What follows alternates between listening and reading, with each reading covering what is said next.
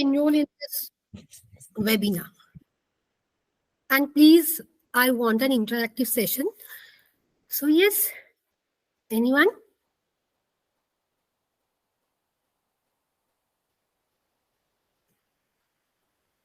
Rishabh, am I not audible? You're audible.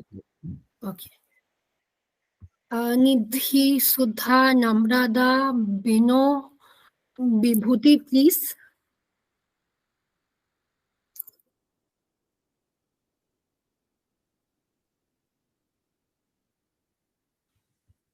Hello, guys.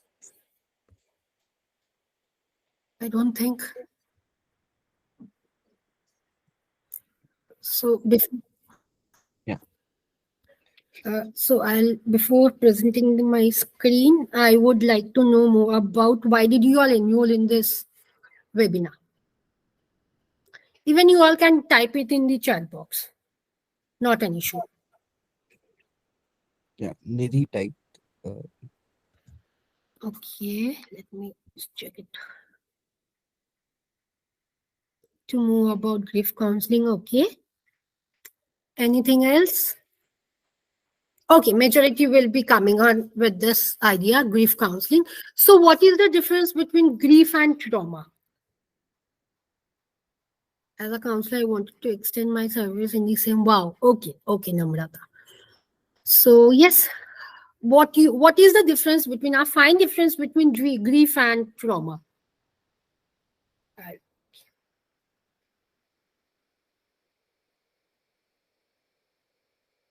See, unless and until you all are not chatting with me, it becomes pretty difficult for me to conduct a session. Deep is deep worry, okay.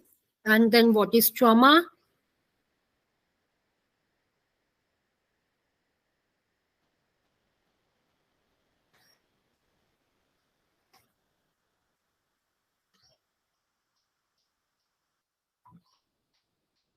Trauma is a mental shock of those deep worries stored in the body, okay. Any other opinion?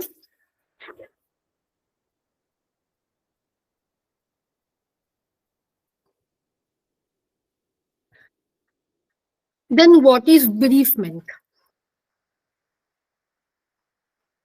Guys, if you all are audible, please come up on the camera so that I can have a quite interactive session with you all.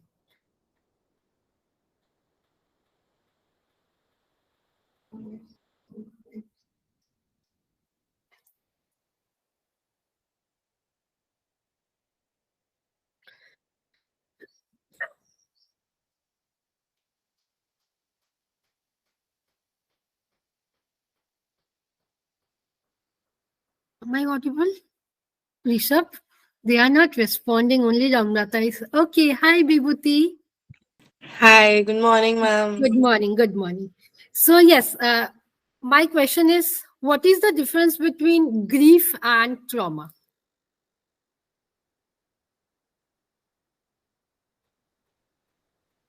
I'll present my screen right now then. All are getting confused. They are thinking the terms are different. Yes, the terms are different and also the definitions are different. So any idea? See, I'm not going to scold. None of us are going to judge. So you all can come up.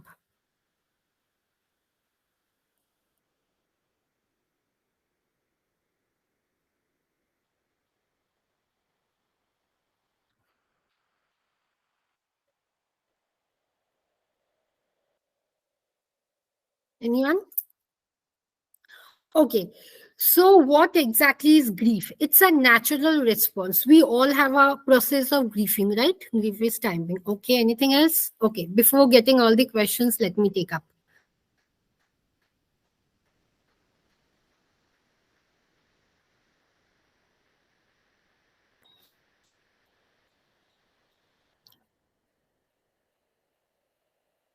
Okay, I'll start up.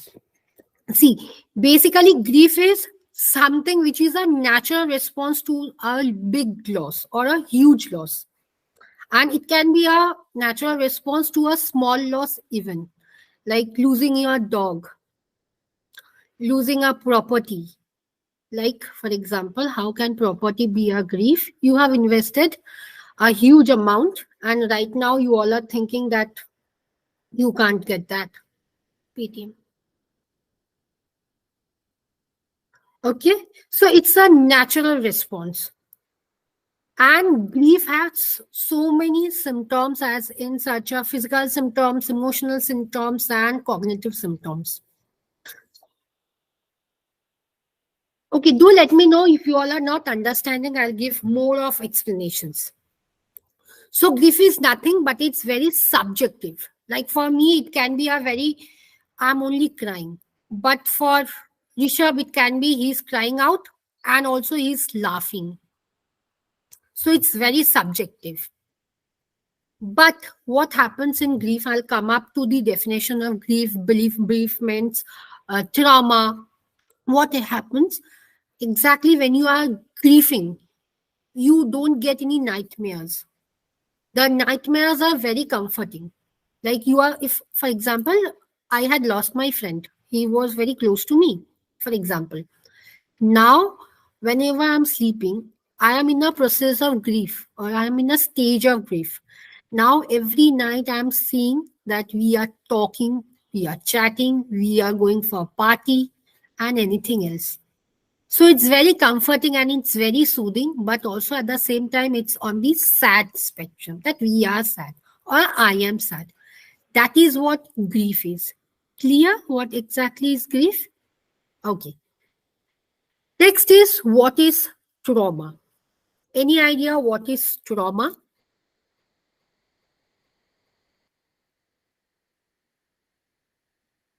Okay. See, trauma is an event. Okay. And what happens? Why it is an event. It's a natural response again, but it is of the distressing event which has occurred. Now, what exactly is the difference between trauma and grief? In grief, you are getting very comforting sort of nightmares, though we can't call it as nightmares. But in trauma, what happens? You are getting nightmares. You are getting flashback. In trauma, grief is not where you have seen someone like a car is getting accident, or it's not that you are seeing someone is being raped in front of you, your friend or your anyone, but it is an event of trauma. You have seen that event, that very distressing event. That is what trauma is. Clear the difference between grief and trauma? Okay. Now, what is the difference between grief, mourning, and bereavement? As I said, grief is very subjective and it's the natural one, natural responses. But in trauma, it's you are not getting the flashback. Sorry, you are getting the flashbacks and you are getting nightmares. And what exactly happens in mourning? Mourning means you are crying. Of physical things, we can see you are crying badly. It's a expression, it's an external expression. How external? As I said right now, you are crying. We can see that, yeah, you are crying. And yes, it's very outward. Outward means again it's external and it's an expression of grief, but not of trauma. Be very sure mourning is not of trauma, it's of grief. That I'm crying because I am showing my natural responses. And grief and mourning can be resolved. How mourning can be resolved? It can be resolved after 6 months. I'm not talking about session over here right now. I'm talking about month. For example, I have lost my friend. So it won't be in that spectrum that every day I'm crying. Yeah, it can be on that spectrum also. But after 6 months, it's not like that. I'm crying. I'm crying. But after or on a very popular or on a very special day, his birthday might be, on the occasion when we used to meet up, that is mourning. And what is bereavement? Now it's very internal and again it's very subjective. For someone, bereavement can be he is not crying or that individual is not crying. But for me, I'm crying badly. I'm howling. I'm not only crying, I'm howling. And it's a state of mourning. when you are on a state of bereavement, it's a state of mourning, and you are also crying and you are showing that, and it's very internal. We always tell up to the people, why you are not crying up. We have seen certain individuals who don't cry up. Why so? They are in the state of bereavement. They are not in the state of mourning, but they are in the state of bereavement. Exactly, grief and mourning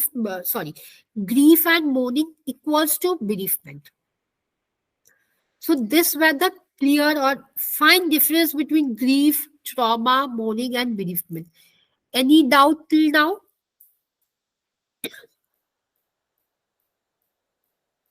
If you all don't say, how would I understand that whether you all are having any doubt or not?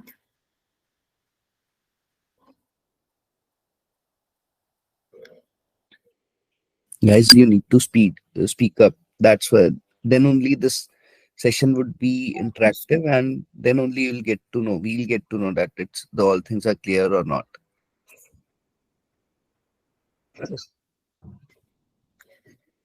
Or Okay. just type in anything. Okay, I'll proceed then if no one wants to talk up. Okay. And see, we all know what is grief. So let me tell you one thing. Now you can say, I'm on a stage of trauma, I'm in a stage of grief, I'm in a stage of bereavement, I'm in a stage of mourning. But it can happen that it varies because all are very subjective. It can be I'm only in the stage of trauma and nothing else. I am not in a stage of bereavement, not in the stage of grief, not in the stage of even mourning. So it's very subjective again. And right now I'll talk about what is grief counseling and what is the therapy.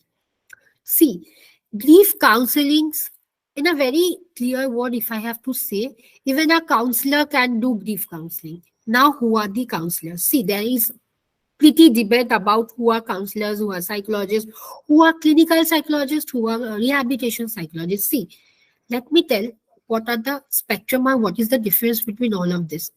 Counselors can only be, they have only done, see, graduation, no need of psychology. They did not have psychology.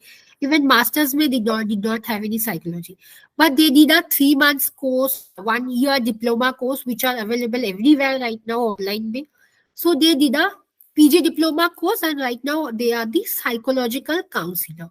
That means they will only be handled to a lesser level of things, like it can be relationship issues with partner, it can be communication issues, it can be any sort of process where you are not being able to talk with a particular individual. Now, who are the psychologists?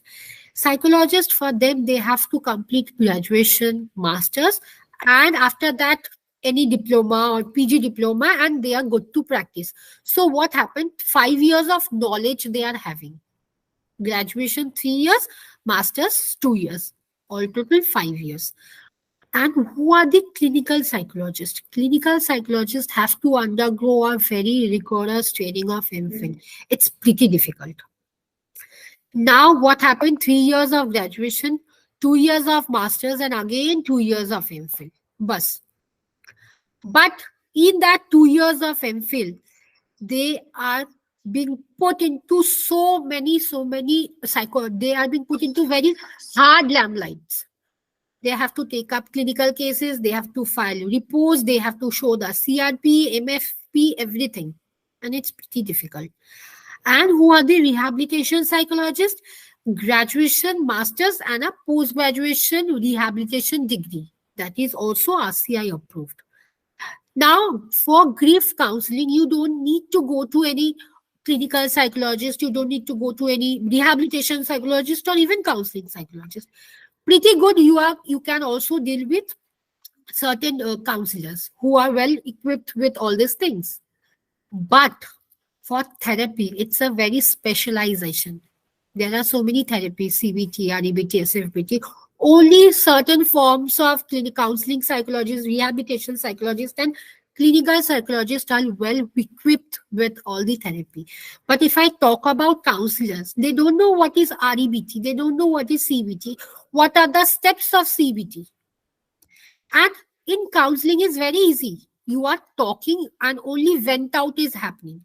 You are not making that individual go through severe forms of CBT. That is, you are not asking for cognitive restructuration. You are not going to any forms of art therapy or expressive art therapy. Counseling, grief counseling is very normal. It can be done by anyone or by everyone, you can tell. But when I talk about grief therapy, it has to be under some professional in sense of who had completed his or her master's, graduation, all in psychology. Because we know what are the stages of grief. Counselors won't know what are the stages of grief because it's not possible for them to get the knowledge within 1 year or within 6 months. And we have to go for 3 years graduation, then 2 years masters. So clear what is grief counseling and what is grief therapy. Okay. Now, see, trauma, grief, bereavement, mourning, we all have symptoms, especially physical, emotional, and cognitive. Physical, we all know, emotional, we all know, cognitive, we all know. But what is the major differences? See, in physical symptoms, see, generally I thought that I'll be having an interactive session, but I think none of you are opening up. So let me go with the PPTs only. See, fatigue. As soon as we are in the state of grief, we don't feel like talking to anyone, right? मेरे को एक कमरे में रहने दो. We have that lonely feeling. Headache, nausea, restless. Now, how restless? If we have lost a very close friend of ours, we will be very restless. Then upset stomach means lower rate of getting hungry. We don't feel hungry. Someone, if we, like I lost my grandmother, that time I did not feel even to drink a glass of water. Though I was thirsty, but I did not feel because she was very close to me.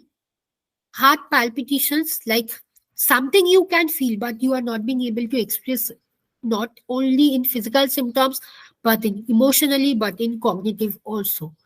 We feel that there is so much of pain in our joints, especially over in the elbow, in the over here shoulder, and we feel that some tightening in the throat, especially in the chest. I can't explain. When we go up to a psychologist, we tell, ma'am, I don't know what is happening, but something is bothering me over here. I can't express. That is what physical symptoms are. Physical symptoms are pretty much visible. But if I talk about emotional symptoms, it's not that visible to everyone. Fear. Without that person, how I am going to survive? Especially if I talk about the case of pandemic, we have lost or people have lost so many mob families are being disrupted. Think about the ones who have lost their mom and dad both. They had a fear that I'm not earning, so how would I be living my life without them? Anxiety, again, a state of fear. Panic. It has to be the panic attacks. Every night, in fact, if I talk about myself, I did not lose anyone in the like pandemic state, but I used to get panic attacks. Every night, I'm like, "Mummy, theek hai to, Papa, theek hai to." They are not getting any issues. That is what panic. Yearning means you are shouting. People don't know why you are shouting, but yeah, it's an emotional state. You are shouting. Loneliness, again, it comes up from fear of being lonely. Abandonment, yes, you don't know whom to talk to.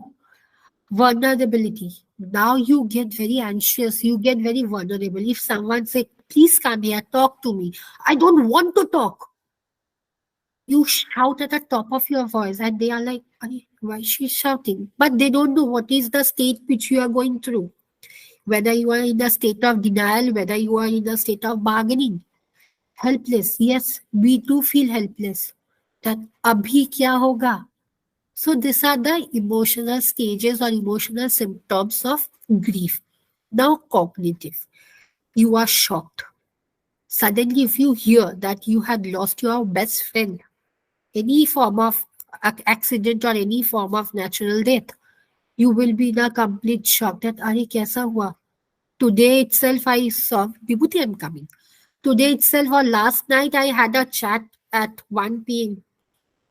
or we met up in a conference last 10 days back, how did this happen? Now you don't even feel to talk. It's like something you want to talk, but you can't. It's over here. People generally come up to our clinic and say, ma'am, I don't know what happened, but something is stuck over here. Then attention. You are not being able to pay attention to your personal life, to your professional stuffs, anything. Everything is like a zero for you right now. Yes, Bibhuti, tell me. Ma'am, what is the difference between emotional and cognitive? Because cognitive is basically our emotions, what we express, and what we feel. So, what are the difference between these two symptoms? See, emotional is very subjective. You can experience, you can't experience, and you only can feel. As I said, you are getting anxiety, you are feeling anxious. But if I ask, "Arey, kya hoga?"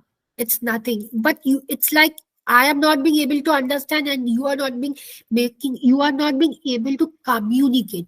But if I talk about cognitive, I can feel that you are in a shock.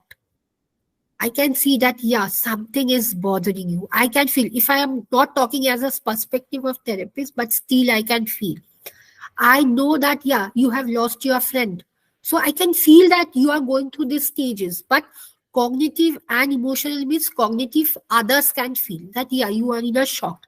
Shocked is only for cognitive, that you become very shocked, whether it's people died or your friend committed suicide or something happened, anything and everything. I can feel, being a third person, that yes, you are in this, you are very shocked. You did not expect this thing had to happen. But emotionally, I don't know what are the things you are going to. Only you only can explain. But at certain times, what happened, even you can't explain. If I talk about anxiety or panic, people used to ask me, Shradhanjali, why you are shouting? My mom used to ask me, "Arey, kya hua? Why you are shouting? I am all okay." But I was not in that state to explain to anyone, because I saw people are dying in news every day.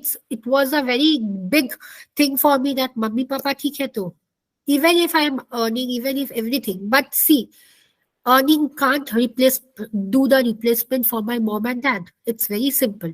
Even if I'm earning in crores, I need them. Even if I'm not earning, also I need them, because they are the support system. Even they are not my support system, they are my oxygen. So I was getting panic attack. If I talk about myself, every day when I used to wear my PP kits and go to the clinics or hospital, I was like, "Mummy, Papa, theek hai to." Even I felt off that I won't come back from hospital, because what if I'm carrying a germs and my mummy, Papa gets that? So emotional side, you are only feeling. I'll tell you an example. What exactly happened in my clinics? I you remember people come up and say, "Ma'am, I don't know what, but something is stuck over here. I feel like I'm going to tear it off, but I can't." But if I talk about cognitive, I can feel that, yeah, she has lost her mother-in-law, or she has lost her own husband. So she has to be in that stage. But cognitive, it's pretty visible, whereas emotional is not visible. And if it is visible, we can't figure out what is the severity. Clear? Okay. Okay. Now, I'm pretty sure we all know about the stages of grief. There are the 5 stages, and if you all get a chance to read this book on death and dying, I don't know whether it's available, but it's a pretty mandatory book, I would say. If you read that book, you are going to understand to what severe level grief can go, what an individual can do when he or she is in the state of grief. Though it's very subjective, but I would request everyone, if you all can get, even if I get, I'll be giving that book in the group, so you all can go ahead and read that book. So, what is the first stage? Now, in the first stage is denial. For example, if I talk about the issues with cancer patient, they don't believe. Not only their family members also don't want to hear that, yeah, he is or she is being getting diagnosed by cancer. So we don't believe exactly on the first stage. It's complete denial. "अरे नहीं नहीं मेरे को नहीं हुआ." In fact, I'll tell you what happened. I remember I was in Jammu and Kashmir for my internship, and I chose that place because I wanted to like get a visibility of snowflakes and everything. So my mom and dad said, "Please don't go." I said, "Only for 3 months I'm going to go and come back." So I went there for army camp and from my college, and I know that something after coming back, I was not feeling pretty good. And that time I was in a relationship. So one of my friends said me, Shraddhanjali, go and get a blood test or some test with HIV. I said, that bullshit, don't talk about this. I don't have all these things. I know I was not having HIV, but वो होता है ना कि मन के तसल्ली के लिए let me go and do it. My mom and dad were very supportive. They said me, okay, chalo, जाओ. So I and both of my friends, or 3 or 4, went and did a test of blood for HIV. And I was in a complete state that nahi hoga humko. Very good. I did not get the HIV or hits, luckily. Otherwise, my mom and dad would have killed me. But one of my very good friend, unfortunately, she got. I don't know how, but not from that camp. I was pretty sure. But she got the HIV. And then she started saying, no, Ari, this report has been mismatched by someone else's report. I said, no, it can't be. Again, for her third opinion, second opinion, we kept on going for the same test. And I remember she did 21 times. Then she said, nee, still I don't believe. And it was for 6 months. She was in that stage. And after that, it was pretty sure that she would be in the state of anger. Like she used to shout at me that why did you tell me to go for there? I said it was a camp and I don't know what the bullshit you all did there. So she was angry on me. And also she was angry. She said, I don't want to live now. I want to die. I don't know why God did this to me. And that day, I remember when she said that I want to die. I don't know how and what happened. She lost her mother due to an accident, car accident. So now what happened? She was in a phase of denial for 6 months, 6 long months. And every month I remember for 21 days. Now imagine 21 days for 6 months. She used to go up and she used to do a blood checkup for HIV test. Just to make 100% confirm for her man ki tasalli. But the doctor said, ma'am, it's already diagnosed. You are HIV positive. She was denial for 6 months. Then she showed anger on me. Like if I would have not forced her for going to that area, she wouldn't have got these things. And she was not only angry, she was in a state of getting, like she said me, I'm going to murder you. This level of anxiety or this level of angerness she showed me. And it was again for 3 months or so. I don't remember the exact month. Now what happened? Bargaining. Are why me? Doctor, why me? I am not going to get married. Because see, though we say we are highly modern, how many of us we are literally modern? Even if I'm not talking about all of us, even if we hear that, yeah, a lesbian couples got married, we are like, what the hell? We always show this expression. Even if I talk about going to a sex worker and talking to them, we are like, oh, I'm not going to talk to a sex worker. But we are only modernized, we only show our modernization by holding our Apple phone or iOS tablet and nothing else. Holding a cigarette, holding wine, and okay, we are good to go. That is not modernization. She started. I think modernization is basically only on social media. Yes. I remember the day I started working with, not only with cancer clients, but I started working with sex worker. Not my mom and dad, my relatives, like my extended. I stay in a joint family of 12 members. They are like, please get out. You are coming from that area. I was like, why should I get out? This is my place also. So see, that is what had happened. And she said me, why me? Now I'm not going to get married to my boyfriend anymore. And her boyfriend was outside and he didn't have any such idea what is going with her. And I remember it was in the year 2010. For 2012, she was completely in a pathetic zone.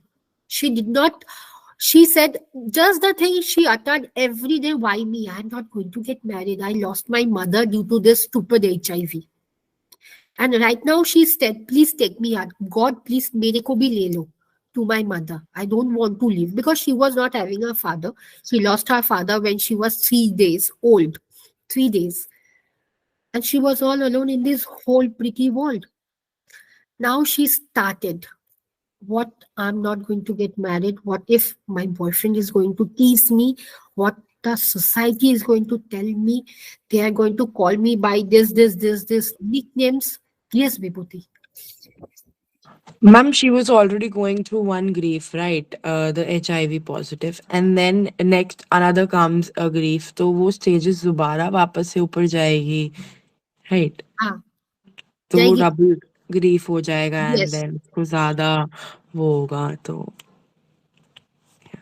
it's, see, why I took this example, it will be easier for everyone to relate that these are the scenarios. Even if I'm like, I remember the day I was diagnosed with asthma, high asthma. I can't live without my pump. My grandmother said, "Abhi isko kaise shadi karungi मैं?" I was like, that time I was only 12. I still remember. She was like, "Abhi, I'm going to get a groom for her." I said, "Abhi, I'm 12 or 15, not even 16." I remember. So this is the stage. Now bargaining. She used to every day tell, "Why me? Why me? Why not anyone else?" In a group of 7 people, of 7 girls, only 6 are being saved, and why me? And she used to tell me, "I'm going to give you blah blah, and you are going to get HIV." I said, "No, no matter. If you are happy with that also," because she was my best friend.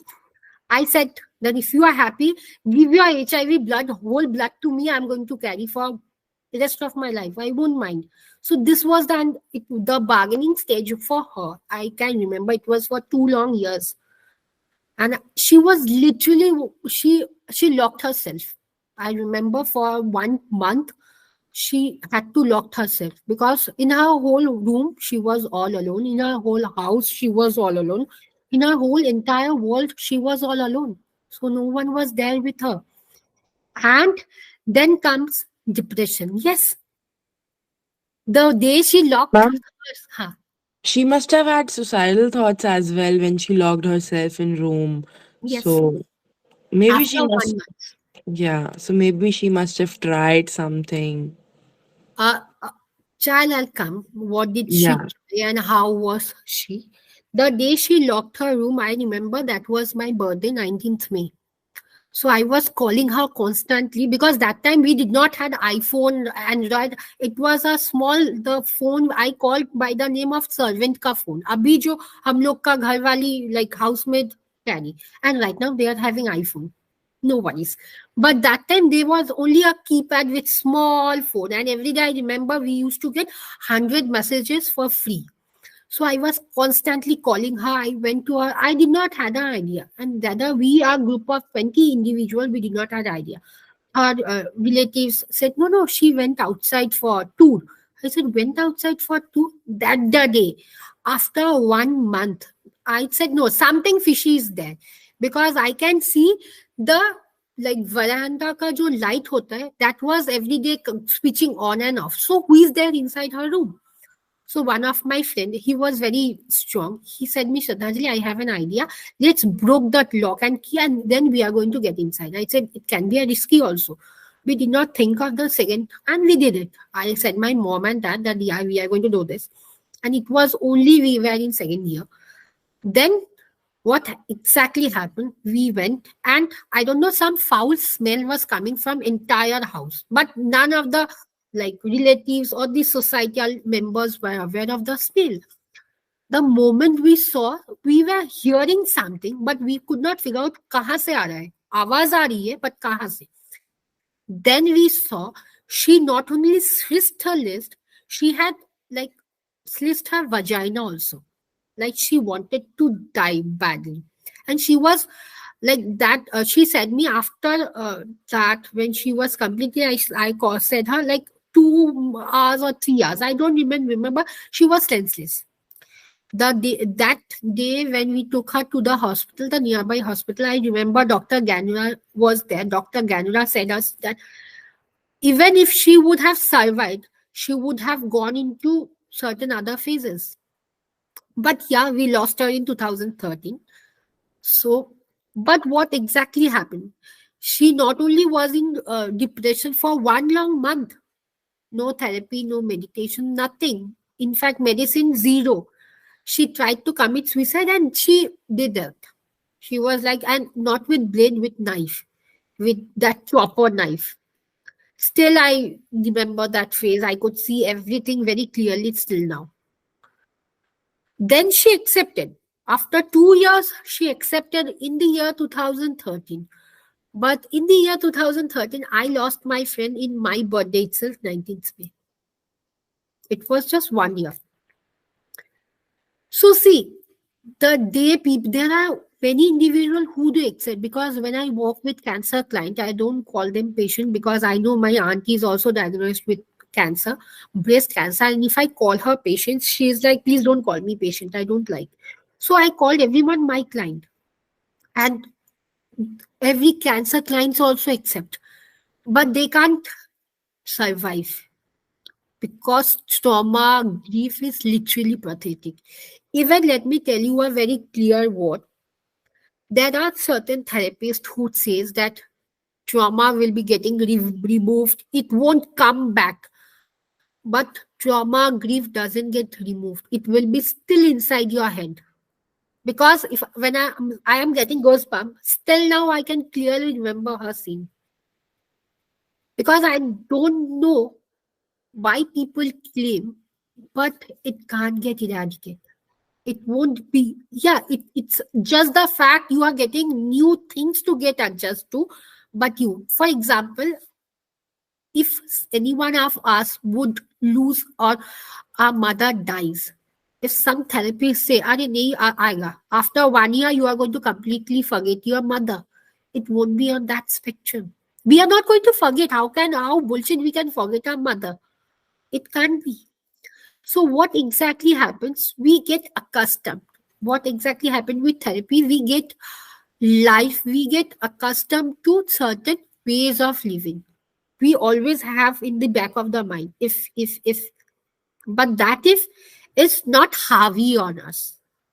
Today when I'm talking with, like, Probably the intensity is less. The grief or the yes, trauma Sudha, intensity yes. gets reduced. Intensity gets less, but I have seen certain therapies, they are claiming that it will be cured with hypnotherapy, with NLP, but I don't believe. So what exactly happens?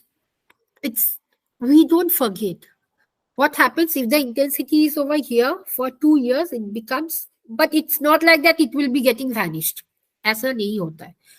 None of the true therapists will be claiming that, yeah, it will be, but it will be there with you for the whole life. Believe me. It Because, basically shifts into subconscious mind. yes, but it can be recalled. As I Yeah. said, after long year back, like 2013 and today is 2020, after so many years I'm speaking, I can clearly, like, I remember what the dress she was wearing, what the shorts she was wearing in her house. And the day she committed suicide, 19 May, even that also a memorable day because my birthday. And believe me, I don't celebrate my birthday now. From that day till this day, I don't celebrate. I don't know why, but yeah.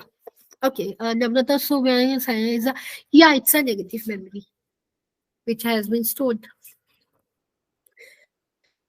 Okay, so then I said about acceptance in the year 2013, she accepted, but what happened? She committed. But it can also be the fact that you have accepted and you are going with your life. If I talk about HIV positive Jaideep Jana from Kolkata, he has accepted the fact that he is HIV positive guy. And he is pretty good to talk to anyone and everyone. Even he spoke with me on this in my life. So people have a, see, it depends. I'm not talking about, but it depends how you are accepting. If you are accepting in a negative way, it can lead to a negative consequence. If you are accepting in a positive way, then it's good to go for a whole life. As I said, I accepted my asthma, and now right now I'm good to go. And my friend did not accept in a positive way, and hence she did this. Now, see, all the stages of grief, it's not necessary that all the stages has to be accepted, because that if I talk about my asthma, I was not in a denial stage. I was angry. I won't say I was not angry. I was literally angry. I was not in denial stage, not even in bargaining stage. I directly jumped off to acceptance. But for my friend, I saw all the 5 stages with her for 6 months, for 3 months, for 2 years, and then for 1 year. So please don't confuse that all the 5 stages would not be very prominent in everyone's life. It can be he is only on the denial stage for the rest of the life. If I talk about my friend, losing my friend, still now I don't believe that she's not with me. Because even if I had a very bad fight with my mother, she was the only one I used to knock her. So it's very prominent. It's very subjective. And what happens? Grief, as I said, grief is very subjective. For me, grieving can be storing lots and lots of negative things. For someone else, you all can do the grieving for 3 months, and after that, we are good to go. So grieving is very subjective because people do have a notion that, ma'am, all the 5 stages we have to go. It's not like that. It's completely not like that. Okay. Then I'll talk about tasks of mourning. As William said, I'm not telling. It's a proven fact by Harvard psychologist. And if you are aware of mourning, I said mourning is a very outward crying one. And it's very outward and it's a external expression of grief and of bereavement. Now, first he said about 4 mourning, which all of us have to go, but I don't know why, but I don't go with all the 4 stages. Number one, we have to accept the reality. Yes, I have lost my friend. Or yes, I have lost my mother. Or I have lost my sister. Or I have lost my loved ones. I am accepting the fact. Then after accepting what I am doing, I am going to walk with that. Yeah, I am living with my mom for the last 35 years. Now on the 36 years, I lost my mother. What would happen now? Life is a question mark for me. Now, with the help of therapist, I am going to walk through with the. I am accepting. I have accepted. Yes. Now, how will I have my rest of my life? So now I have to walk through, means I have to walk on my pain, all my repressed or suppressed, anything on all my pain.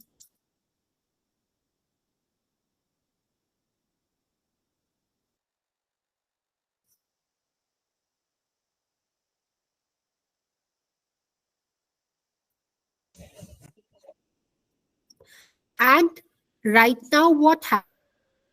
That adjusts to a wall without the person, and he has taken a birth, and I have to leave also. Now, rebirth is a type of parapsychology. Those who are aware of that, like life after death. So I don't know how many of you all believe, but yes, life after death. The parapsychologist works on this, and yes, I have to adjust my life to this world without my mother. I know it would be very difficult. In fact, William said in his book, I know living without mom, dad, or the loved ones, or even without the pet, it would be pretty difficult because I'll tell the example in my clinic what happened after completing. On the 4th spectrum, I have to make a connection. And I have to make a connection and I have to go forward. That is, I have to adjust and I have to find out new ways of living now. I have to find ways of living. Now it can be, I have found my new hobby.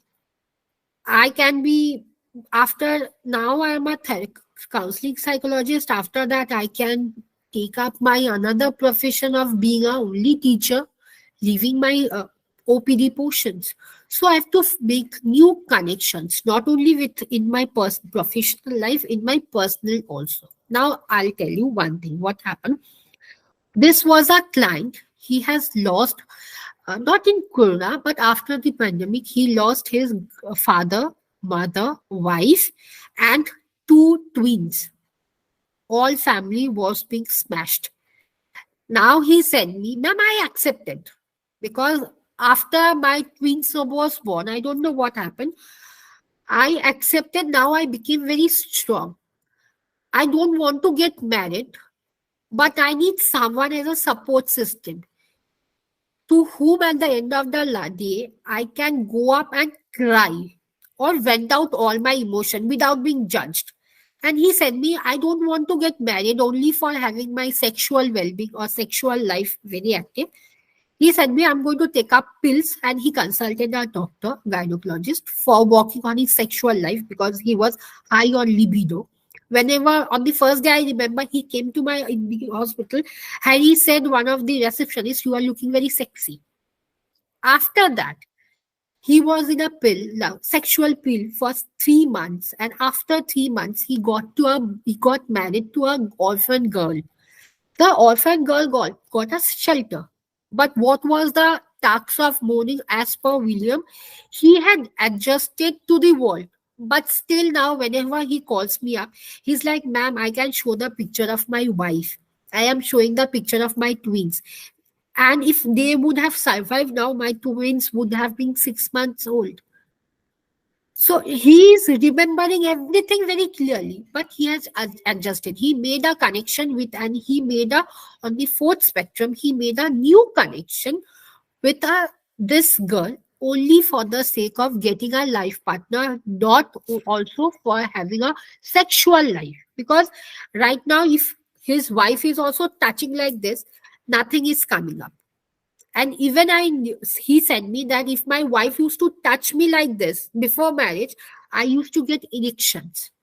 So he had walked on with other gynecologists. He took up medicines for 3 months, as he said me, and now he had all the 4 tasks of mourning done. So this was the 4 tasks of mourning. So Kabir say, I am only talking. I want to see everyone on camera. It has been 1 hour. So any doubt till now? And please requesting everyone to come on cameras, please. Otherwise, I'm not going to proceed. It's a good way of blackmailing. Okay. So any doubt? Okay. I don't think you all are liking these classes. Okay, I'll have a word with Sachi. I am liking this class very much. I can only see your face. Other than that, I can't see anyone's face. Okay.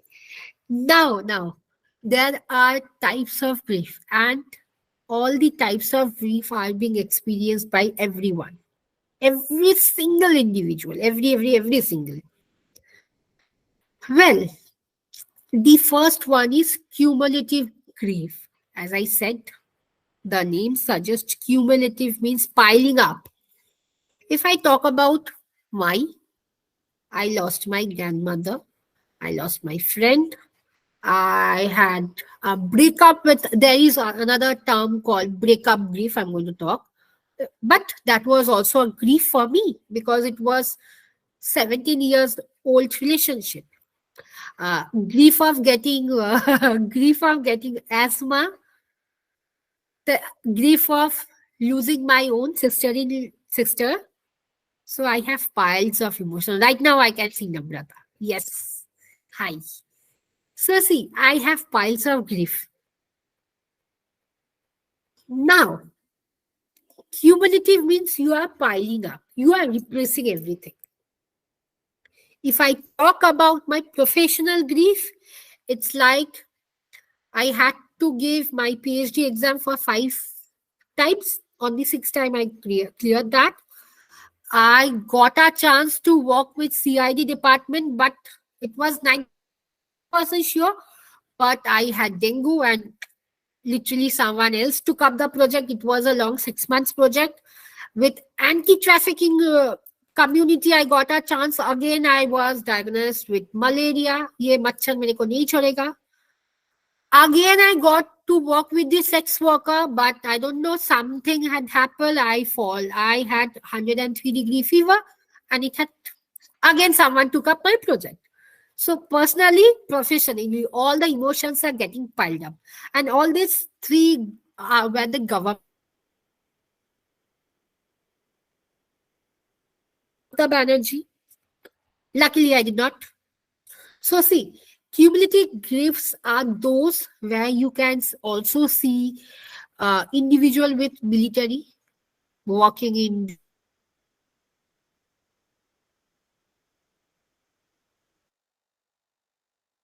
I am seeing one of my colleague is getting shot. That is also a grief for me. Again, on the other day, I'm seeing my colleagues getting shot up. I don't have time to cry. I don't have time to go to trauma. Who will be saving my nation? So my grief will be piling up. That is what we as a military psychologist does. We work on cumulative grief. Doctors. Think of the doctors who used to see every single day during the pandemic the clients or the patients that time. In fact, people do have a notion doctors don't have hurt, they don't cry. It's bullshit. But yes, they do have piles of emotion. If I talk about police, if I talk about other professions, they do have piles of emotions. Next is absent of grief. Yes, these are the process, or this is the term which is being given to only those so-called strong people who don't cry. For example, if I talk about my grandmother, when she died, I remember my mother was the most strongest woman. She did not even show me one tear of water from her eye. And I remember it was in the year 2003, still clearly. She did not cry. Abhi bhi she don't cry. But she miss my grandmother. Whenever kuch bhi hota hai, are mummy. But she will be remembering her 24/7. But she don't cry. But people think they don't have any grief, they don't have any hormones, but it's not that. That they are strong. If for example, if they were not the strongest one, I would have broken more down because my mother was a criminal psychologist back during that day. So I was more close to my grandmother. Kuch bhi hota tha, I am like, I did not do this because I know if I am going to get a bad support, it's from my grandmother. And the day she died, I started crying. And I remember I was in trauma for 3 long months. I did not eat anything like fuchkas, chocolates, though I am fond of all these things.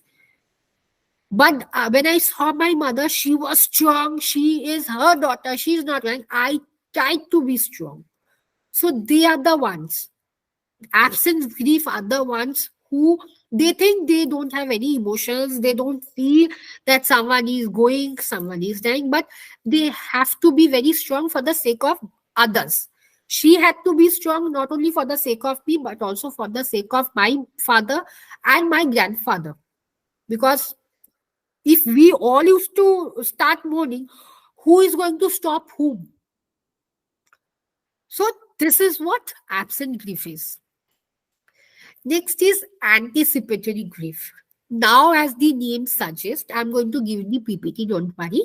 As the name suggests, anticipatory means you already know that individual is going to die. For example, during the corona time, most have had a knowledge that, yeah, she is going to die. Or if I talk about any sort of accident where we know, or burn cases, 90% burn, 97% burn, we know that that individual won't survive. So we already know that, yes, this is what. Anticipatory means we can anticipate that individual will be dying. But yes, there can also be lot of grief and mourning. Don't think that anticipatory, it can be also the age issues. If I talk about my sister in-laws, she is 95 and we know when she is going to die. We are assuming she is going to die at 97, no, 98, no, and right now she is 99 plus. But we know she is going to die someday or other. Right now we won't have that much of intensity of grieving or mourning for her. But if she was 65 or 55, we could have that like higher level of intensity. Now, I was talking about the breakup grief. Yes, Breakup grief are the only where we feel that we are losing our partner. It can be for queer partner, it can be for straight partner, where we are feeling that our partner is going to breach us, or we are going through a phase of breakup. Anything and everything. Anything and everything of breakup. And it's mainly with, I won't say with teens or adolescents, because I have dealt with breakup grief of 56. The woman was of 56 years, and 56, and the male partner was 61 or 62 something, and they were in a live-in relationship. They did not want to get married due to certain issues, and I respected their decision. So after 21, 22, 21 or 22 years, they parted away. So she came for therapy session on breakup grief or breakup counseling.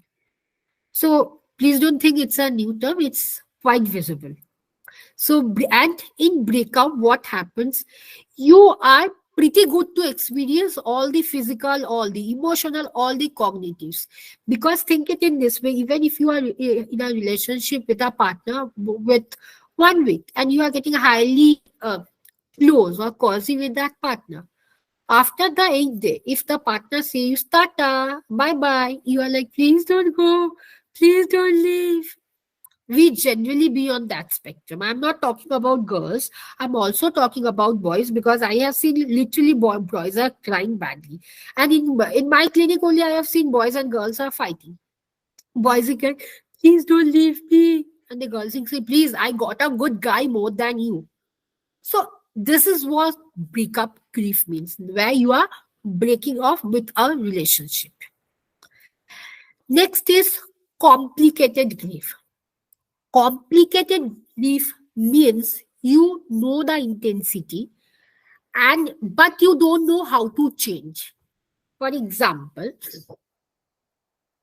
uh, how to give this example? You are in a relationship with someone XYZ. For example, Shah Rukh Khan. Okay, I admire Shah Rukh Khan, so I took his name. You are in a relationship with Shah Rukh Khan. Suddenly, you hear that Shah Rukh Khan's mother died. Now he is your partner. You can't tell, अरे तेरा mummy मार गया छोड़ो, she was 80, she was 90, leave her. You can't tell. You have to show a sign of grieving or somewhat sign of mourning, but you are not crying. That is what complicated grief. You don't know what exactly to show or what is the intensity you should show. I have also seen complicated grief in this one. Both are in a relationship, and this girl got married, and she was in a extra affair, I say. Right now, what exactly happens? Her boyfriend's mother passed away. At the same time, her husband ka father passed away. That means her father-in-law. And she called me up and said, Shradhanjali, tell me, for whom should I cry? I said, I'm not understanding what is this relationship. Tell me. Then she explained. I said, cry for your father-in-law. Because anyway, your boyfriend, after certain days or after certain years, he is going to get married. He is going to have a partner or he is going to have a family. That time, he is not going to talk to you or give any sort of things to you. So it's better mourn or show the grief for your father-in-law. And she did that. It's very complicated. The name suggests is very complicated. You exactly don't know for whom to show and what should be the exact intensity for that. Next is delayed grief. It generally happens if someone loses any of the parents, and it has to be any parents like mom and dad. Particularly, I forgot to write, but please keep it in mind. Delayed grief is only for mom, dad, or sister. If, for example, I lost my father when I was 3 months old. When I was 3 years old, I had vivid memory with my father. Now, when I'm growing up, I am feeling the emptiness for my father because I can see everyone with their female male partner. I asked my mother one day, who is she or who is he? My mother say, father. I say, where is my father? We have seen certain cases. Where is my father?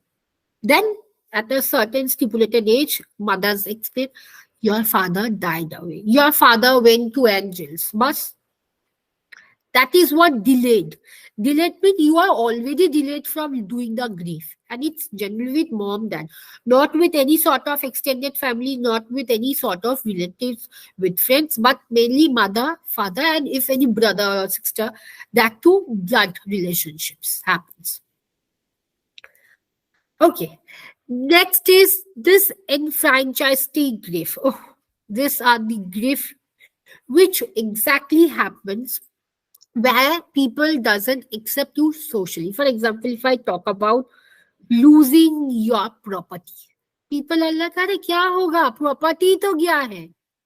But you know why you are grieving with that property. You took 365 days to gather the amount. For example, what was the amount for that? And then suddenly when you came to know that yeah, you lost that property, or it can be on pet side. We generally can't explain how much we are close to our dogs, our cats, but suddenly if pet do die, we cry. But society is like, why you are crying? And it has also been seen with queer couples. For example, the lesbian couples.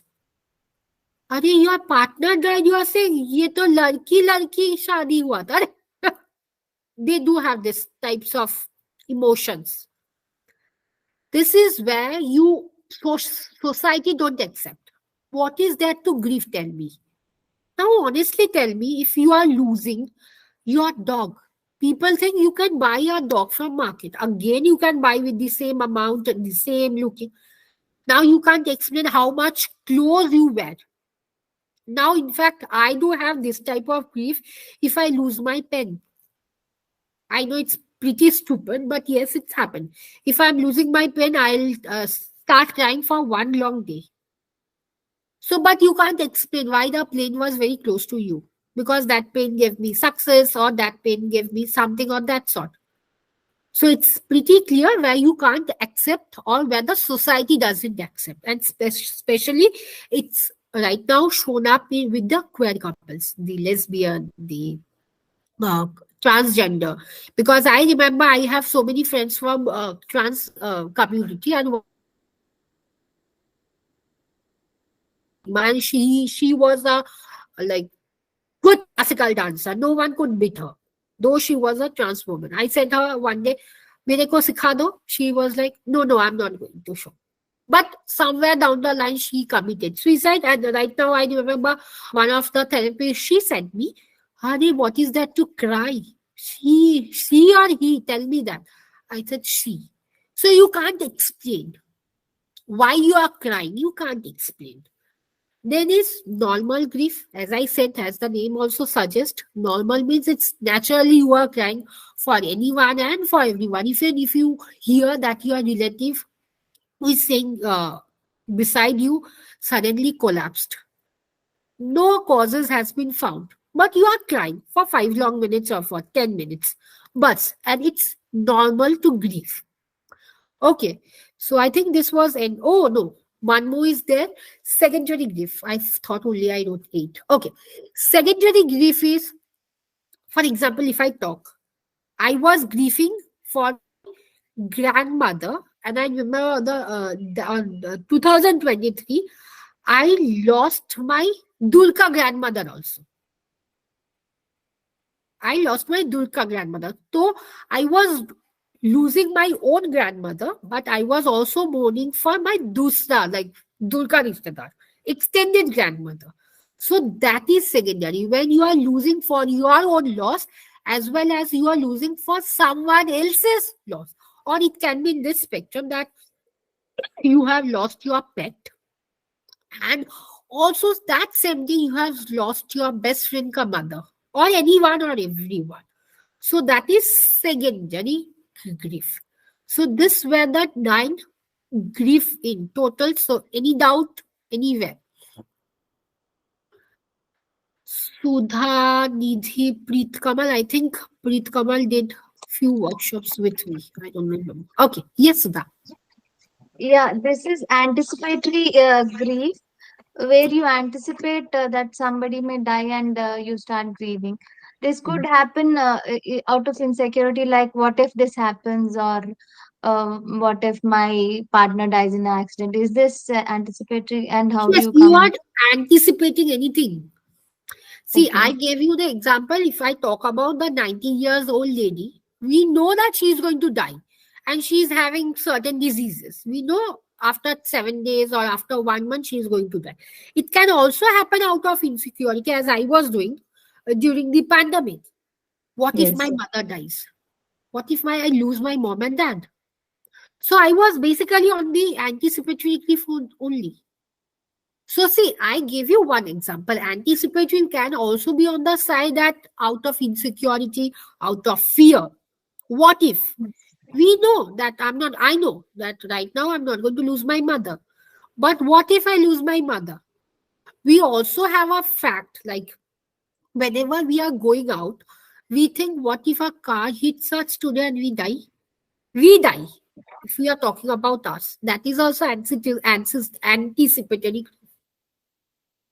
See, So, grief doesn't only mean that you are grieving for other. It can also be on that spectrum you are grieving for yourself. I don't have any sort of phobia, but whenever I go to a particular hospital, I do have a notion, what if I don't come back to my place? Only for that particular hospital only I do have. I don't know what is that there. But people like one of my friend who is a parapsychologist, she said me that Shraddhanjali, previously in that area, that was a graveyard. So out of that thing, you are feeling so. But I literally don't know was it a graveyard or not, because if I ask to the hospital superiority or CEO, he's going to kill me. So what I'm doing anticipatory. That is. Okay, I have a question in chat. I have always experienced it and still do, but not very seriously. Yes. See, let me tell you a very honest confession. In all my session, I do this confession.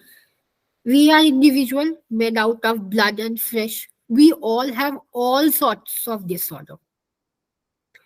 We literally have all sorts of disorder. If I talk about personality disorder, if I talk about sexual disorder, if I talk about anxiety disorder, any sort, even schizophrenia, we do have. But only the intensity is not harming us. We are pretty good to go. Because every 19th May, I lost my grandmother also on 19th May 2003. I lost my best friend on 19th May 2013. I lost I had a breakup with my boyfriend on 19th May 2022. So this was the piled up cumulative grief for me. Now every day on 19th May from 12, I'll see my grandmother is wishing me happy birthday. My friend is hugging me and I could feel that she is hugging me tightly. But not for my boyfriend, honestly. So if I go to any therapist, they are going to say me, you are hallucinating. Do you hear? I said, yeah, I do hear also. I do hear. Honestly, I do hear my grandmother telling me happy birthday. And I do have a nickname of Pucho. So she calls me happy birthday, Pucho. And I don't know why, but she is only the first one to wish me. If I talk about paranoid personality disorder, when I was in a relationship, I was very suspicious. If I talk about schizoid also, same case. See, we all do have all sort of disorder. Only and only it's not hampering our personal and professional life. But the ones for which is hampering the personal and professional life, they are seeking the therapy or the medicines and nothing else. We all do experience all the 9 sorts of grief. But only the fact is we have accustomed. We know. And nothing else. If I talk about antisocial personality disorder, yes.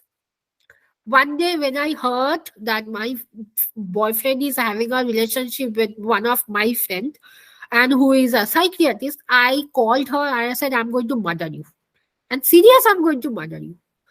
But If someone who have been on a clinical or even a counseling psychologist or even a therapist, they would have said Shraddhanjali is turning to be antisocial ASPD. मान लो, now I'm going to ASPD. So we all have all the disorders, only the intensity varies, either low or on a very high thing and nothing else. Okay. This is one of my most favorite, the tier model. Tier have a full form. TEAR. Tier. T means you have to accept the reality. Now, what is the reality of the loss? I accepted the fact that my grandmother is not there anymore. I lost my best friend. I accepted the fact. Is experience. Yes, I had experienced the pain back 2020, 2003, 2013, 2024. Every single day. I won't say that I don't have the pain.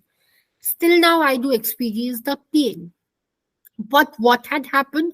I have adjusted. Not only to the environment I am staying, I still do visit my friend's place because her house is abundant right now. No one is there. But every single day from within 5 to 7, I'll go, I'll switch on the light and I'll light a candle and I'll come back. So, but previously it was on that spectrum, I couldn't pass from that area because I could feel I am my friend is doing something bad. But right now I have adjusted to all the environments, whether new, old, anything. R for reinvestment. Now reinvestment doesn't mean you have to financially invest in anything, but in new reality. It is the reality that someday or the other, everyone is going to die. But right now, what exactly happened? I got certain ways of living. If someone right now, while I work with HIV clients, I'm pretty sure they do have that stage of acceptance in a positive way, not in a negative way. And I make sure that. So what is happening? I have invested.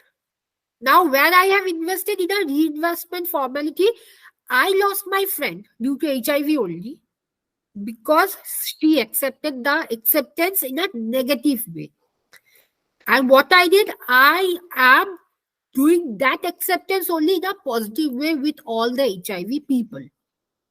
So this is the tier model. I think, I don't know whether it's clear or not, but tier model, if you are working with tier models, it's pretty well, you can accustom with grief. And you can also include this model if you are working with sex worker, if you are working with cancer clients. Because in cancer hospital, if you tell them, let me do CBT for you, the parents, the extended family member are going to kill you. Because I am having breast cancer and you are telling me I'm going to do CBT on you. Are you nut? So you can't do. So exactly what you have to do, you have to recreate everything and where you have to invest in a reinvestment policy. Tier model clear? Okay. Next is therapy. Now let me tell you why I did not go for taking up a particular case study. Because it's my belief, you all can disagree. For example, let me take up a case of suicide. Suicide is also a case of grief. The family, a boy beside my place only, he was 19 years old and he committed suicide of a relationship issue.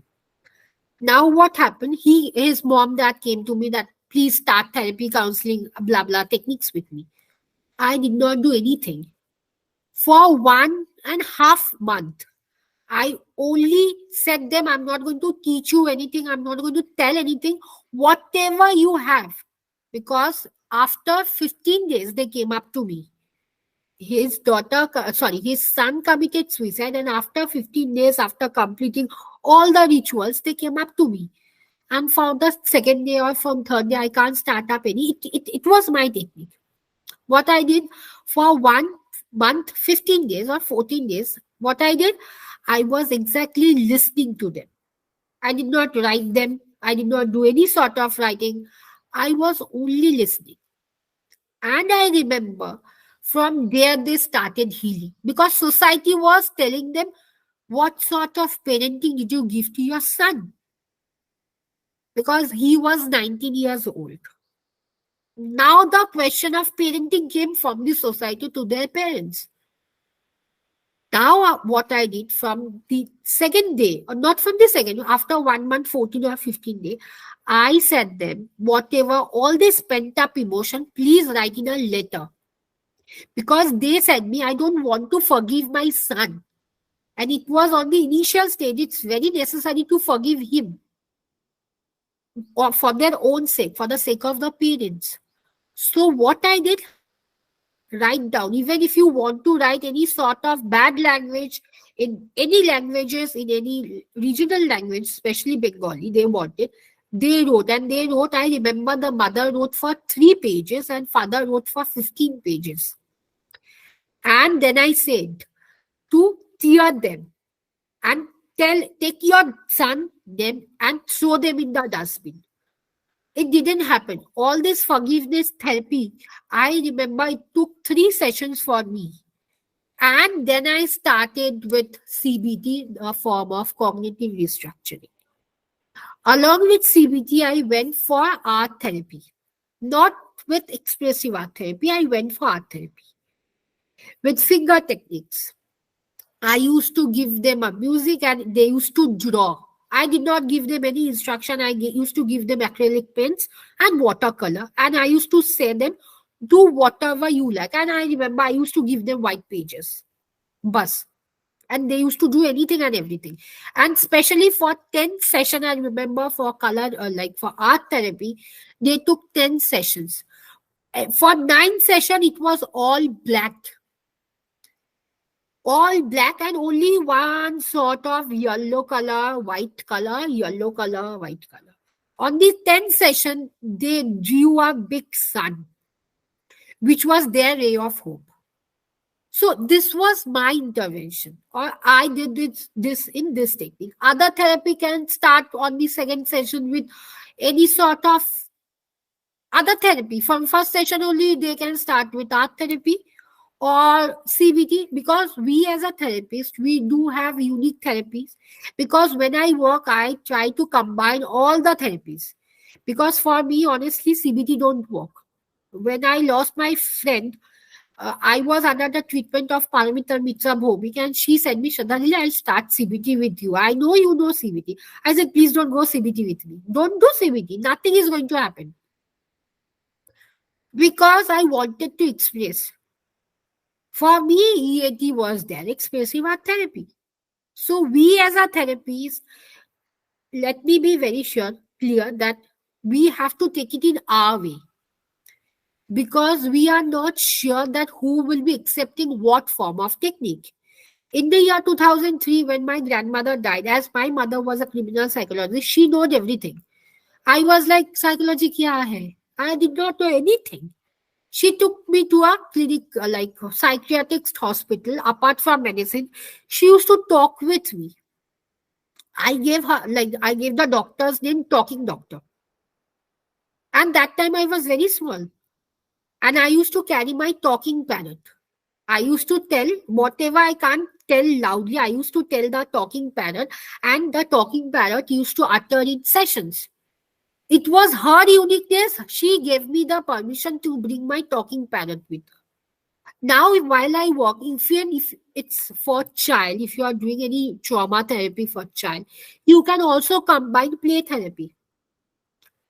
Whether the child is actually grieving or not, you can also find there. How? Now, this son, he was 21. Though people do have a notion play therapies are only for child, but even I went through play therapy. Now, I remember I did not give him any instruction. I said, Abhi, play. Whatever you want to play, he said me, idhar pe Royal Enfield hai kya, madam? I said, no, I don't know what whatever this room is happening, you play. Then his mother said me, ma'am, he is in complete shock that his father died. His father committed suicide. Now, I was also in that stage that okay, father died and 23, 24. It's a huge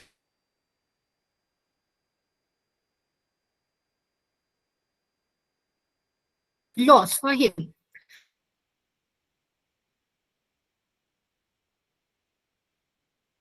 after that, in the play therapy industry, am I audible? Am I audible? Hello?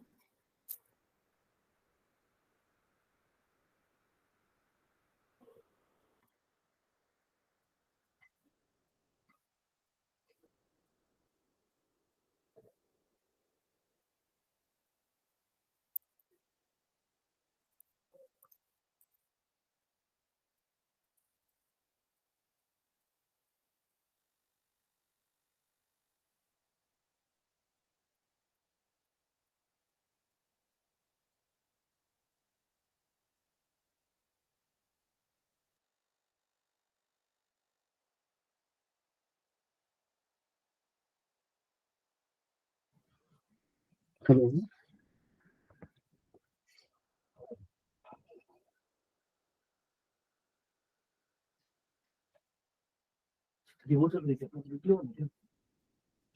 Hi, Vibhuti. Is Am the I audible? I don't know what happened. yeah, Yes, ma'am, you're audible now. You were not yeah, audible then. I Yeah. just recall that my Wi-Fi was floating. Okay. So what exactly happened? That his mother was on a different era or on a different version, that he is in a complete shock. After 3 session, or sorry, 2 session of play therapy, I discovered that he is very happy that he had lost his father. Now, when I asked that, was your husband very abusive? She said me, how did you know? My son did not say you anything because for the whole long period for play therapy, I was with you. So that was the intervention I made. So anything and everything comes up. So people tell that there are certain types of cases where you can see that other family members are telling that I am shocked, or that person is very shocked, or in a stage of denial that no, my mom can't die, or no, my grandmother can't pass away. But the reality is something different. So being a therapist, it's your uniqueness or your unique ability, how well you can connect with other clients. Because see, as a therapist, you have to gel with all sort of clients. You only can't call yourself as a trauma informed. You have to be trauma informed. You have to work with military organizations. You have to work with gynecologists if you are well versed with the infertility techniques apart from IVF. You have to be with king affirmative. So it's a unique way of gelling yourself with all the clients. Though there are so many courses right now. But see, my belief is courses will help only for the sake of certification. But your ability would be much more than that of outside the therapeutic or the certification. Because see, during our time, I remember we did not have all these courses. CBT हाल में हुआ है because our 1 year diploma course on REBT, SFPT, all these courses are popping up for a complete 10 years. But I remember in the year 2008, 9, we did not have all these courses. Even we did not know what are all the king affirmative techniques or what are king affirmative. Right now, BDSM is very common. People know BDSM. But apart from BDSM, there are clients. So it's a unique way how you can intervene with your clients and how you can't intervene. And also you have to maintain a personal boundary. Like previously, in the very initial stage, in the year 2015, when I started, I was, client used to cry, I used to cry. In the therapy session, client used to smile, I used to smile. Then my therapist mentor said me, this is not a way. Client will be crying because he or she or they, then they are going through a lot of phases of grief. but you have to be very strong. You can cry from your heart, but physically you can't show. The mourning portion you can't show. You can do a bereavement, and you have to cut your cord. The moment the client is gone, cut your cord, because you can't bring everything back to home, because ultimately also you are a therapist. So this was the therapeutic. You can go with meditation, any form of mindfulness, relaxation technique, CBT, especially the cognitive portion, the restructuring one, art therapy or expressive art therapy, forgiveness letter, especially in case of breakup grief. Forgiveness therapy works better. The symbols. Yes, how the symbols? There are certain individuals who will be in the denial stage for 1 year. What you have to do, you have to be very in an exotic language. I remember I did this with one of the clients, and I said, "Yeah, your wife died. So what? Your wife died." And my vocal tone was on that spectrum. It was that high because I had to give him I have to make him realize that yes, your wife died. But for 1 long year, it was like he was not going to office. He was completely detached from his son. And his son was only 5 years old. What are the effects or repercussions? His son was suffering because mother died. Father was not talking to him. Grandfather, grandmother was only the support for the child. And his grandfather and grandmother, they said me, do whatever you, but please ask him to talk, because if he won't be talking, it would be a repression of all sorts of emotion. And it took me, I remember on that day I had to cancel all other clients. I took 5 long hours. Within 5 long hours, he cried. And yeah, obviously the charges was that, because for 5 long hours I had to cancel other 7 clients. So I have to substitute, because also I'm a professional. So I had to substitute. So what happened? He started, I wanted him to cry. I asked his mother to give the pictures of the weddings, like especially the Sindoor wala pictures. The Mangal Sutra, where he is giving the Mangal Sutra to his wife. And it took 5 hours for me to do that. That is what symbols and reminder means. Symbols means it can be any sort of symbols. Right now, the youngsters are having so many of symbols like pupa, so many young symbols. And yes, the fact of ACT works, acceptance and commitment therapy, it do wonders. Firstly, you have to accept. Acceptance without acceptance, mark my word, if you are not being able to tell your client that yes, you have to accept, you can't do any other therapy. Even a psychiatrist can't do any miracles. First, the very long thing is of the therapist. Pehle for 5 session or for 6 session, whatever you all think, the therapist have to do. First, you have to accept that yes, this person or this individual is no more with me. Then you can go up with all sort of therapy. You can also do dance therapy. You can also do hugging therapy. You can also do 1:1 therapy, which I call is as the sofa therapy. I have created my own therapies for trauma. So you can also create therapy. Break the therapy of CBT. Do cognitive therapy. Then do behavioral therapy. You can also do reinforcement therapy with 40 years old client also. See, basically, whatever uniqueness you are going to give, clients are going to come up to you. And that is way. See, marketing heck hai, the way you are marketing. But you are marketing, you are spending 1 lakh for your marketing, and your like conclusion is zero, because you are not being I won't say well trained, but you are not well versed. Because see, training are for everyone. Everyone can do the training. But how you are applying it. For example, if a rickshaw wala uncle is coming to you all, you can't say, I'm going to do cognitive therapy with you. He is like, huh? Kya?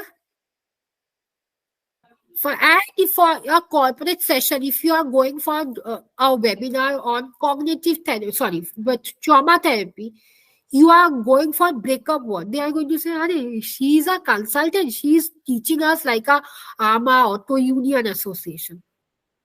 So you have to know with which client you have to talk in which language or in which communication words you can talk.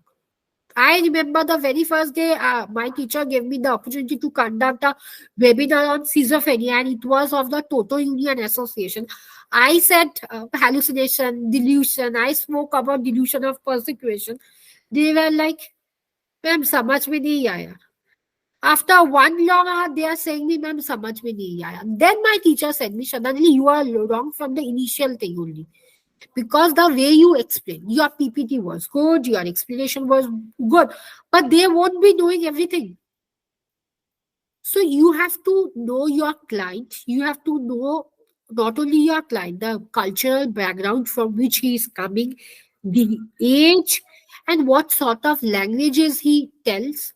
Then you can do any sorts of therapy. And also you can also go for color therapy if you are well versed with all the colors. You can also go with color therapy. You can go for any cutting therapy. Tell the clients, "I'm giving you a page. It can be a small page. Cut it. Whatever you are feeling, cut it." Even if they are going to do wonder. Cutting therapy is my own therapy. I did it. And also there is a grass therapy, which I invented. But it's not I invented. I gave the name. It's the artificial grasses which are available online. Ask them to take the grass, and if this is the grass, put the hand in this way, and tell them to remind of like whom they came for the session. For example, I lost my mother. I want my mother. I want to feel my mother. So grass is my mother, and right now I'm feeling my mother. And this has to be a homework because in session you can't.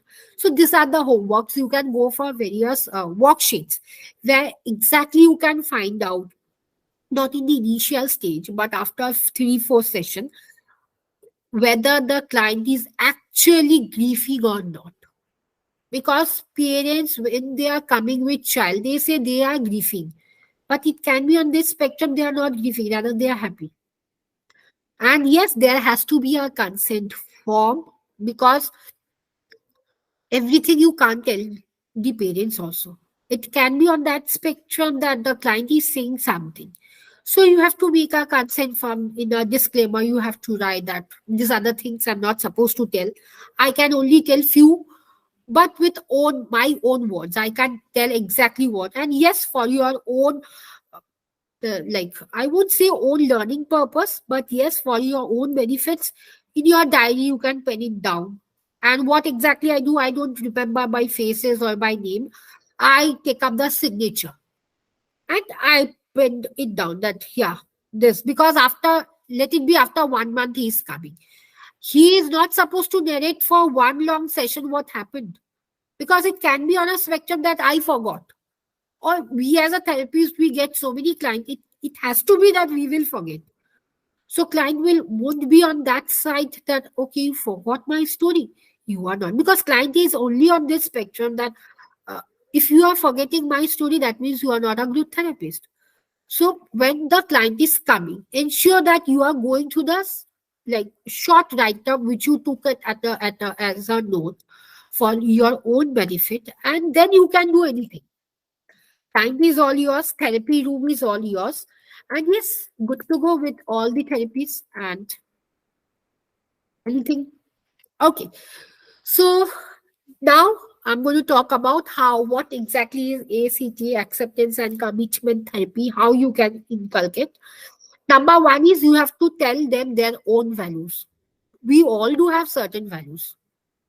So you have to make sure that you have enough of your materials, Xerox, printed, anything, and you have to show them their own values. And vision board. Second is vision board. Right now, my mother died, my vision board is for a few months, it has to be zero. You being a therapist, you working on ACT, you have to make me sure that my ACT or my vision board is still alive. So vision board is how you can achieve your goal. Or you can also ask to draw something. Tell me what are your resolutions for the next 2 months or for the next 6 months. Now you as a therapist also, you have to accept that it is on a very difficult side that the client is facing. Now you have to be, without judging them, without being telling, Arey, you lost your mother-in-law and still you are crying. Stupid. You can't tell this. The third point, accept difficult emotion. It's only for the therapist. You have to accept that, yeah, the client is going through a difficult phase. Every grief, every dying, every loss is very difficult. Even to accept, even the anticipatory is also very difficult. No one wants that I'm losing my loved ones. No one wants that. Next is you have to make them aware of the DOLs, activity of the daily lives. You have a therapist, you have to make note of everything and have to give it handy to the client. And whatever you are completing for the next 14 days, and you have to make 14 sheets. Because as a therapist, हम लोग को भी तो काम करना होता है. It's not that we are sitting with a laptop. हो गया. We have to work with pen and paper. You have to make because after every session, you have to write review after 15 days, review after 7 days, depending on the severity and the situation the client is going on. So what we have to do, we have to give them for after how many days you want the client to come back to you. 10 days, you have to make 9 pages, 9 sheets where you are going to write about all the activities which you and your client want to do. Getting up, brushing teeth, going for a walk, even if walk means not for half an hour, grief and bereavement walk can be for 5 minutes. So you have to write that time span also. Then you have to give them space. You have to allow their thoughts. I lost my mother. And you are smiling. It's not appropriate. So you have, though it will be not a very rational thought. If I talk about I lost my pet, and if you are not well versed with a domestic animal, it can be on a side that you are laughing. But without laughing, you have to allow the vent out. There are certain therapists who give vent out session for 15 minutes, charging from 1,000 to 2,000 because vent out session bhi hota hai for grief. So you have to allow them to take up their whatever. If they are telling, if they are using slangs also in front of you, you have to give them that space. That's, yeah, you can use. What happened? The moment they are venting out, their hearts are getting calmer and calmer. Because as a therapist, our main aim is to make the client very calm. Next is you have to observe. Now, how you are going to observe? You as a therapist have to prepare a small report for your own benefit in your diary that whatever walk you are giving, whether they are doing it or not. It's a self-made note. If you have diary, if you have copy, you have to make it down. And then you have to talk to the client that, yeah, out of 10 walk, you only did 4. Why?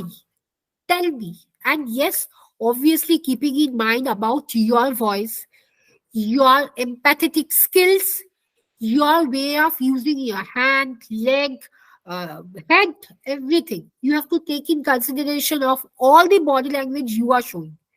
Because with the body language, we can answer mostly everything. Because there are certain body language practitioners who identify lots.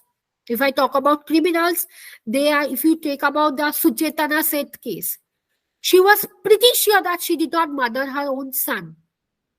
The interference was being done by one of our body language practitioner from the CID team.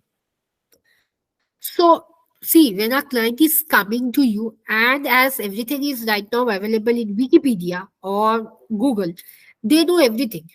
You have to have a knowledge that client ke paas sab answer hai.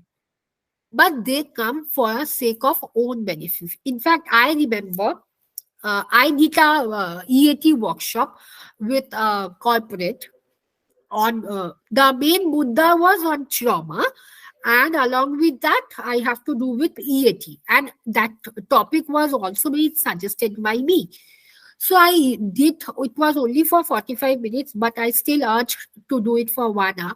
And I started with a basic technique, which I invented, the calming technique, where only I send the clients, all the employees, to write their initial. For example, if my name is Sradhanjali Dasgupta, I'll go with only my first name, Sradhanjali ka S, and I'll decorate it whatever is coming in my mind. And we had certain like equipment they gave, the art equipment, and I sent them to write a big adjective behind their name. For example, S.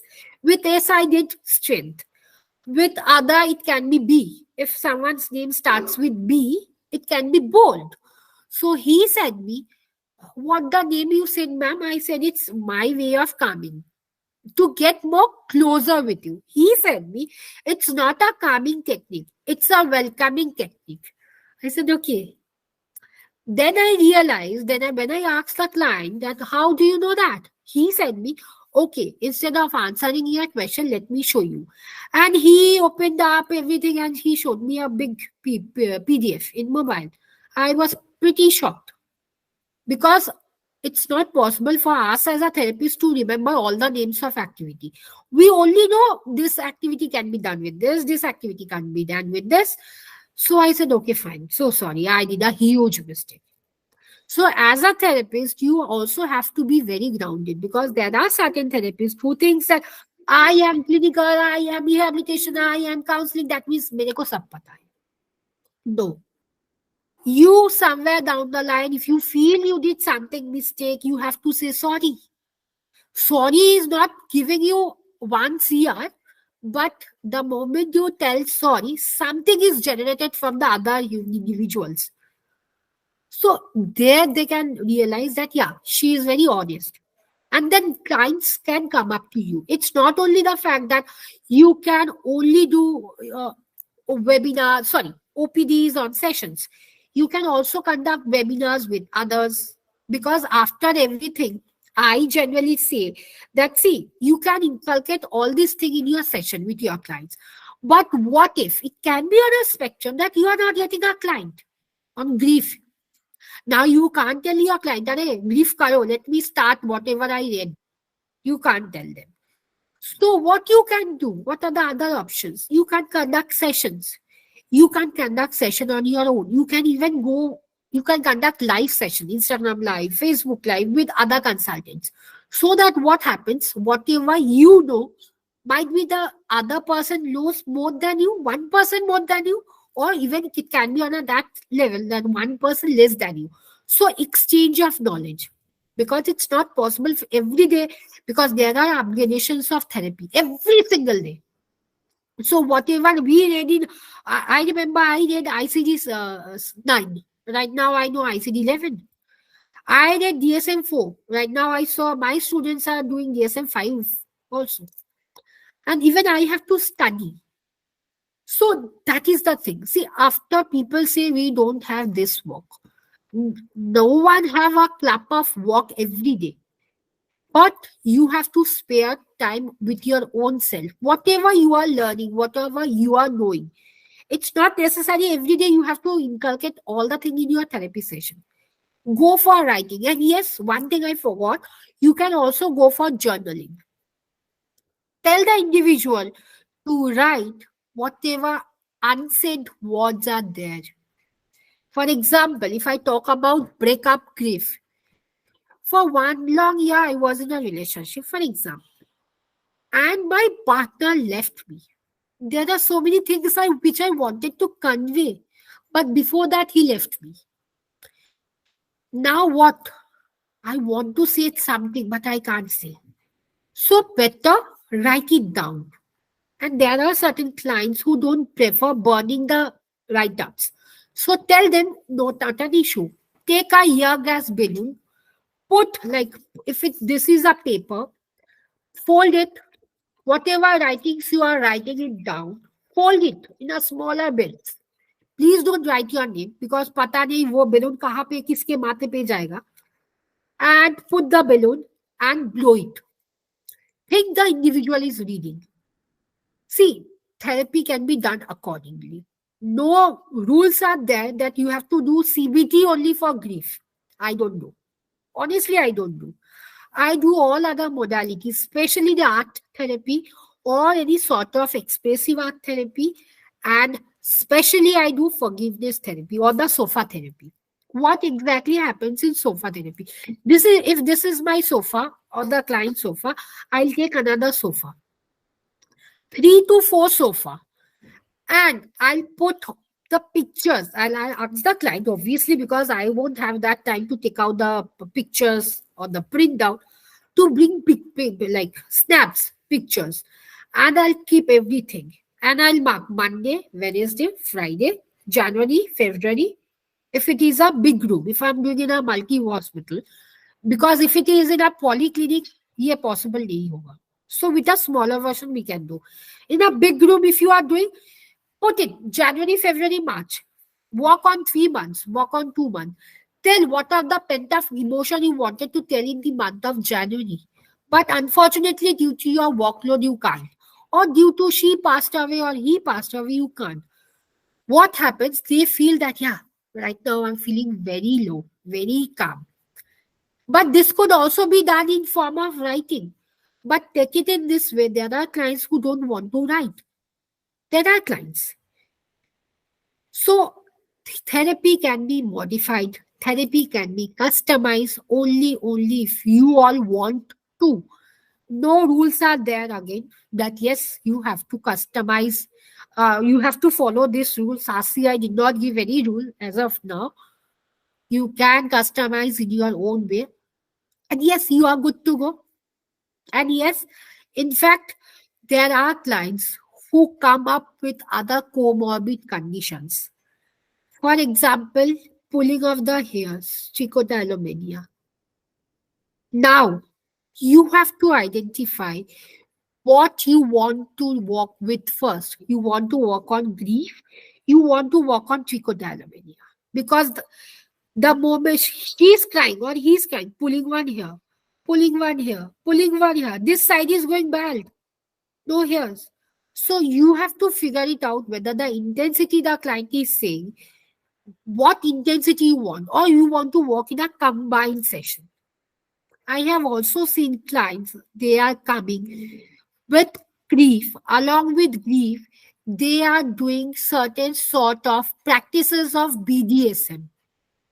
Now you have to teach them the safest form of BDSM. Like last 2 days or 1 day back only, I wrote a post on sex toys, and one of our clients sent me, he is not my client, but he randomly popped up from from LinkedIn, and he wrote in my DM that, ma'am, the day I lost my wife, I was losing my certain sexual happiness. So I brought the sex toys with 3,000 rupees from this particular brand. And right now I am doing with dildos, I am doing with certain other sex toys. So also you have to see, using more of lubricants also do have negative effects. I had a client, when I did my parapsychology course, that time we were taught about certain things. But after that only I remember I got this client. She lost her mother, father, everyone. And then the day she lost, after 10 days, she was on her menstruation cycle. And she started taking off her blood from vagina and drinking the blood. So this was quite not, I won't say abnormal or something of that sort. It was quite new to me because that got manifested, because she used to believe in certain activities, certain like candle activities, which I saw in Instagram of various foreign, I don't know what we call sudo or something of that sort, where only the harmful effects are there, and that got manifested. Due to trauma, certain things got manifested. And she used to take out the blood, and she had a nail extension of this big. She was a model. She said she was a model. She used to take out the blood from the vagina with her nail extensions nails, and she used to drink that. She used to dilute it with this, and she showed me. She gave me a video. She diluted it this way, and then she used to drink. So that was not a comorbid thing, but that just got manifested the day her mom got, like the day her mom. So you have to understand what you want to deal with. And unfortunately, I had to recommend her to a psychiatrist just for the medicine purpose for this dilution, because it's not a safer thing to drink. So see, therapy, whether trauma therapy, whether any other therapy, do depends on what exactly you are wanting. Yes, Vibhuti. Ma'am, but why would she do that? What's the belief after that that she has to drink that blood? What See, was the she belief? thinks, yeah, the day I asked her why you are doing this. She said me, my mother said that you are not supposed, when you are menstruating, you are not supposed to put your finger in your vagina on the second day and third day. And she used to obey. She used to listen to her mother, but she felt that the day she will be doing this, her mother is going to come back again. She had a belief, because she said, I'll tell you a long story short. The first day when she started, she was having itching. It's normal for her. So she put her hand, she took out the blood, and then her mother, she was cooking in the kitchen. She came out. For 5 long years, for 6 long years, she did it in this way. She used to tell, please don't do it, I'm going to come. If you are going to put your hand, I'm going to come out. And she got a belief associated that if my mother is not present with me, and if I'm on a menstruation thing, and if I put my hand, my mother is going to come back. And what happened? The day her mother died, after 10 days, she started with her menstruation cycle. She did exactly the same. And right now, she was only 16 or 17. And she was in a denial phase. But she had a belief that if I'm putting my hand, if I'm diluting that, if I'm drinking the blood, my mother is going to come back. And she's going to come back. So this is her belief. So it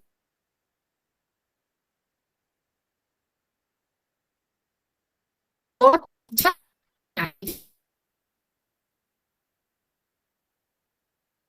Ma'am, your voice is breaking. else.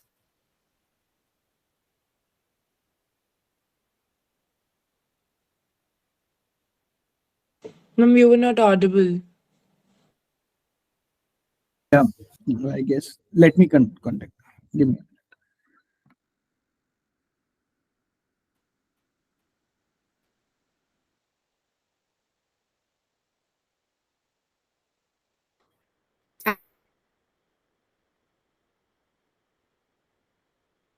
Am I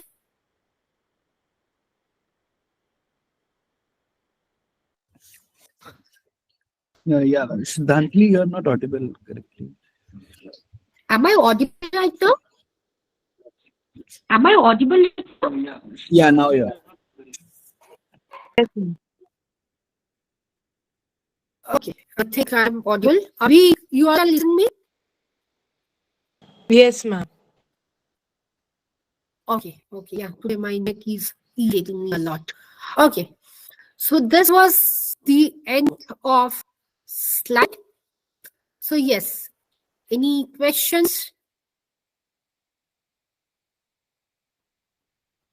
Good to answer the questions. I mean, long distance relationship when you're away from your partner, and Hmm. is that also a grief?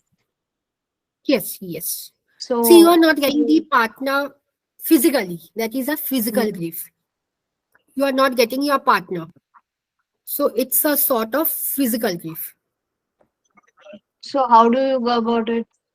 Like, We generally ask the client to talk every single day.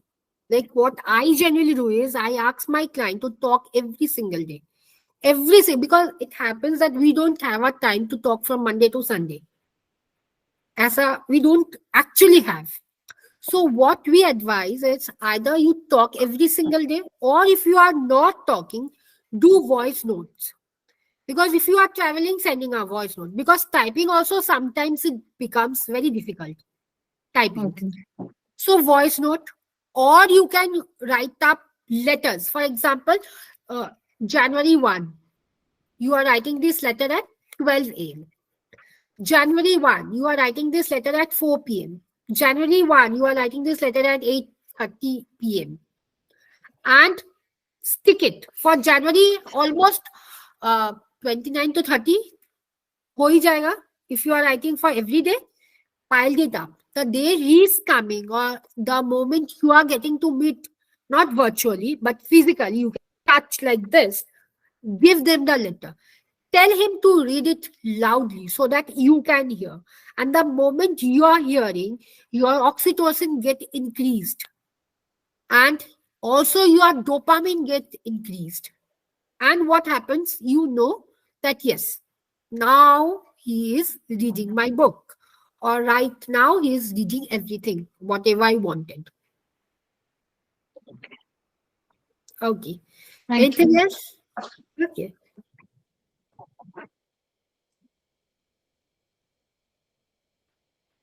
Okay. Anything else? No questions? Okay. I hope you all like these sessions. Yes, ma'am, I really loved it. Thank you. Thank It's you. a lot of information. Thank you. Thank you, ma'am. Can I have right now on everyone on camera so that I can take a picture? Don't worry, I'm going to send a picture in the group. See, what I believe is, even it's everything right now is virtually, we can stay connected via the picture. I feel. I am little hatke of everything. So I feel like this. Preet Kamal, can you come on camera? Who is behind the Nidhi? I think I have met Preet Kamal because she was there for my other webinars. Okay, the moment. Okay, so shall I take a screenshot? Okay. Risha, would you like to come on camera? Sure. Give me a minute. Okay. Okay. Let him come on camera. 2 minutes.